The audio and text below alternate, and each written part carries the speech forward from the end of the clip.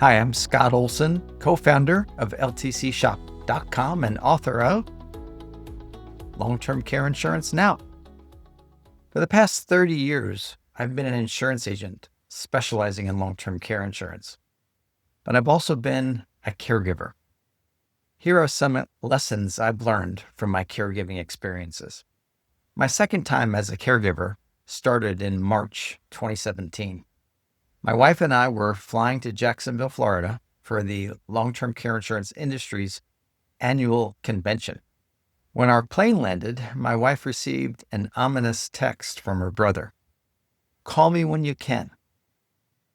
She called him as soon as we got into the rental car. My mother-in-law was slurring her speech, and she had to go to the emergency room. After several tests, the doctors concluded she'd had a series of small brain bleeds called cerebral amyloid angiopathy. The neurologist described it as potholes in the brain. The next day, my wife was on a plane to Redlands, California to be with her mom. After a few days, her mom was released from the hospital and went home. She had a mild cognitive impairment. She had some balance issues. She was not able to safely shower by herself. She was not able to safely dress herself. She needed someone to help her with basic activities. My wife's father had his own health issues. He had a bad hip. He had some lingering paralysis from a stroke. He'd had a heart valve replacement. He was not physically able to help his wife in the shower or help her get dressed and undressed. Fortunately, 11 years earlier, my mother-in-law had purchased a long-term care insurance policy. My wife found the policy in the filing cabinet and called a leading home care agency, Amada Senior Care. And they took care of everything. They arranged for home health aides to be there every morning to help with bathing and dressing and breakfast and light housekeeping. Amada even took care of all the paperwork to file the claim with the long-term care insurance company.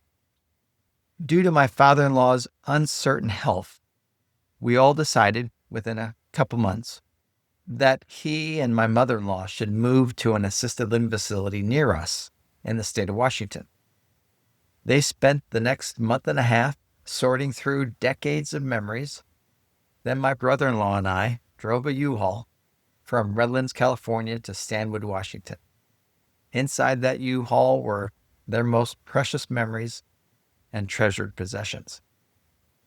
Shortly after moving into the assisted living facility, my father-in-law passed away in his sleep. We were all in shock. One of the first questions my mother-in-law asked, "Am I going to have to leave this beautiful place?" She asked that question because she knew she would lose some of his pension income and part of their Social Security income. But thankfully, we knew that between the pension income, the Social Security, her rental property, and her long-term care policy, she would never run out of money, and she would be able to stay there in that beautiful place for as long as she lived. My mother-in-law settled into a relatively comfortable routine at the assisted living facility. It wasn't perfect, but she was safe. The facility was clean. It was beautiful. It had wide carpeted hallways. There was a grand piano in the lobby. The food was delicious. We ate there at least once a week. Most importantly, the staff was kind, and she developed friendships with some of the other residents. We took her to church and out to dinner every week. She was able to see her grandsons, her daughter, and me a few times every week. She attended the weddings of one of her grandsons and even got to travel to California to see her oldest granddaughter get married. Except for the first 90 days of care, her long-term care insurance policy covered the full cost of her care in the assisted living facility. She was a resident there for a little over 3 years. And then COVID. The next 5 months were horrible.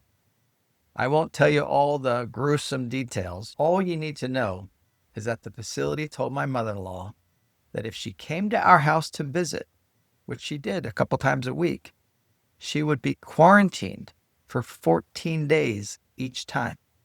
My mother-in-law hadn't been able to have any socialization with her friends in the facility because of COVID. Then, just as the government and corporate restrictions started to lift, the facility came down hard with this new 14-day quarantine rule. My mother-in-law was devastated. My wife was devastated. When my wife told me about this new quarantine requirement, I knew she wanted to move her mom into our home. I also knew my wife would never ask me if we could move her mother into our home. My wife knew about my first caregiving experience.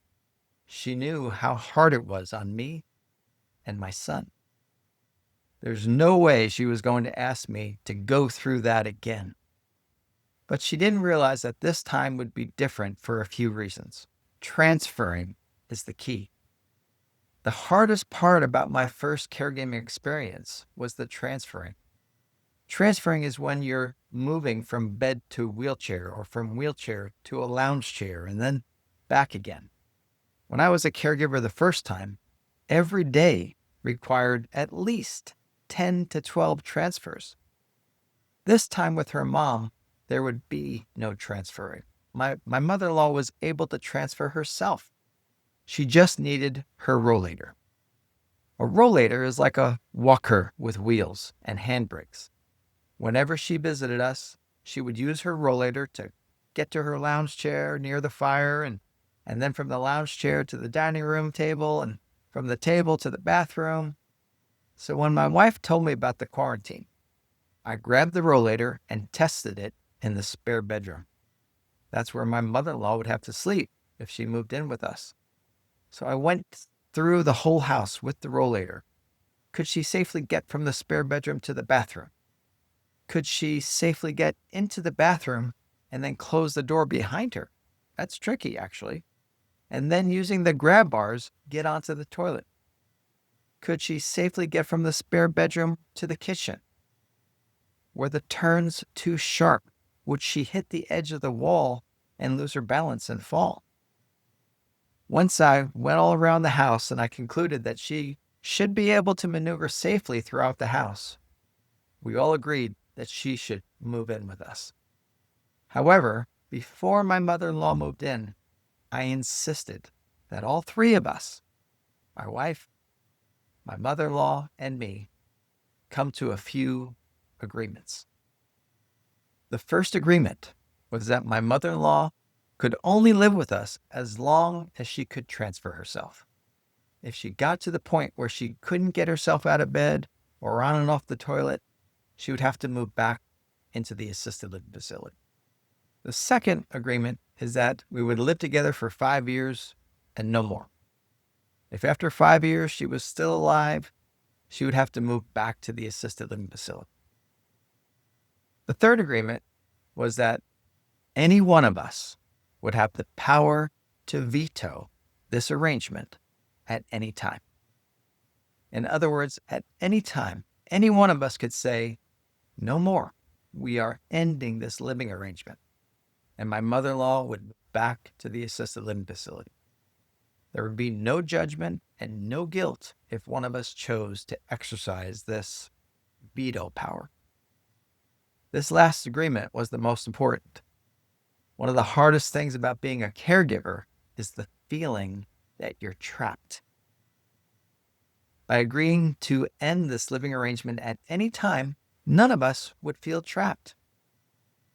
But before moving her into our home, we only needed a few grab bars installed in her hallway and in her bedroom, and we upgraded the grab bars that were in the bathroom already.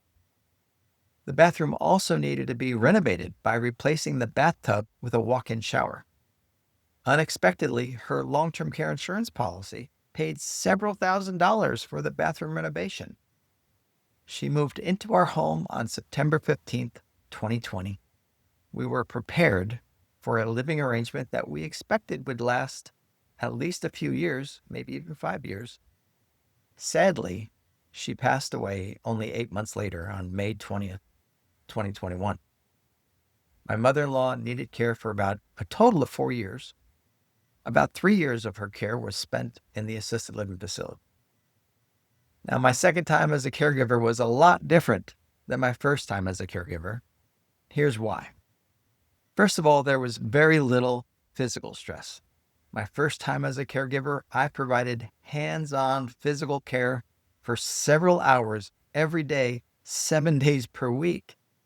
During my second time as a caregiver, nearly all of the hands-on caregiving was provided by the aides at the assisted living facility. And when she moved into our home, most of the hands-on caregiving was provided by the home health aides that we hired. My wife did provide some hands-on care on Sundays sometimes, and sometimes at night. But being a caregiver, hands-on caregiver, 1 day a week is a lot easier than being a hands-on caregiver 7 days a week. Now, even though there wasn't much physical stress, there was still a lot of emotional stress. When we moved my mother-in-law into our home, I knew it would be a lot harder emotionally on my wife than on me. After all, it was her mom. There were some difficult conversations she had to have with her mom, and there was some role reversal, which is tough. And it's hard to see your loved one's health decline. There's really nothing that can be done to avoid the emotional stress. You just have to deal with it. But it's a lot easier to deal with the emotional stress when all the other stresses are at lower levels. If my wife had to do all the hands-on caregiving, well, the emotional stress would have been too much to handle. Also, there was not that much mental stress this time around. When she lived in the assisted living facility, we knew she was safe. The staff was there 24 hours a day, and they were just a pull cord away. That helped relieve a lot of the mental stress. When she moved into our home, much of the mental stress was nipped at the bud because of the agreements that we had made. At any time, any of us could just veto the living arrangement if it just got too hard. A lot of mental stress was relieved just having that understanding from the start, knowing that if it got too hard, we could just end it. One reason we were able to make that agreement was because we knew that there would always be enough money for her to go back to the assisted living facility. Why? Because of her long-term care insurance policy. The funds that came from her policy gave us the freedom to choose where she would receive her care. Now, there was a whole lot less financial stress. We didn't have any financial stress when my mother-in-law needed care. We didn't have to worry about how her care would be paid for. Also, because we didn't have to provide all of the hands-on care, both my wife and I were still able to work full-time at our jobs, even when her mother was living with us. Lastly, there was very little family stress for many reasons. We all kind of knew who would be responsible for what. My wife would take the lead with her mother's care and all of her financial matters. One of my wife's brothers, who was very handy, lived in the same town where the rental properties were located. He could help maintain the properties and deal with the renters. The other older brother lived in Illinois and had a lot of responsibilities in his town, and he did as much as he could. In particular, he provided a listening ear when we needed some loving, compassionate counsel. All the legal and financial affairs were in order. The trust, the will, the medical power of attorney, the financial power of attorney. Her policy was covering the full cost of her care in the facility. And when we moved her into our home, the policy continued to cover the full cost of the home health aides. My wife and her brothers didn't have to worry about their mother's financial situation. Family stress and financial stress often go hand in hand. Since the policy covered the full cost of the care, there was no need to worry about the money or fight over how it was being paid for. Caregiving oftentimes pulls families apart, not bring them together. People often tell me, my daughter will take care of me, or my niece will take care of me. Of course, your loved ones are going to care for you as you age. But long-term care insurance helps your loved ones take care of you even better. As in my wife's case, long-term care insurance helped her be her mom's care manager, not her mom's caregiver. Long-term care insurance benefits your loved ones as much as it benefits you.